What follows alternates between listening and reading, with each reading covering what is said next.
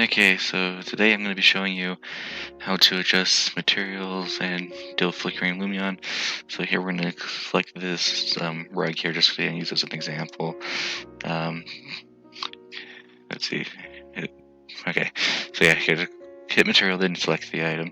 Then here you can mess with the colorization, so you can say it's kind of make it darker and lighter, make it really lighter. So I can also make it glossy, which you probably won't be able to tell from here, but it's kind of, yeah, when it renders you'll be able to see it, but since it's a rug we want to keep that down.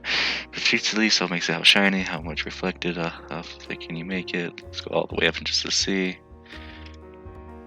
Okay. No.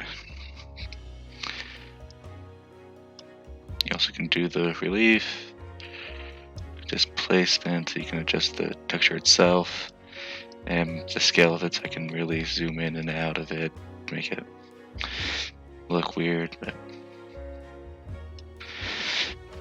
so then you also save the material, load a new material, save to custom material, so you can save it on your desktop, paste and copy. You also have a few options to how it's going to look in this section here. Here we also have a few others, how you can offset it, so you can spin the rug around. Y is not really going to do anything because that's up and down, but if it was, this is just a 2D object. And Z also adjusts it. Yeah,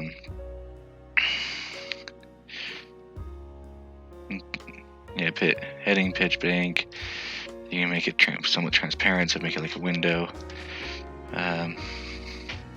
So don't know what a lot of these are, but you can also do the flicker reduction. This is how you deal with its flickering. I couldn't artificially create it, but you can just turn it up more or less. Just kind of play with all these settings, and it's just like as you move, it may cause it to flicker. So okay, so that's everything out of the two that I took up for this section, and I'll talk to y'all later.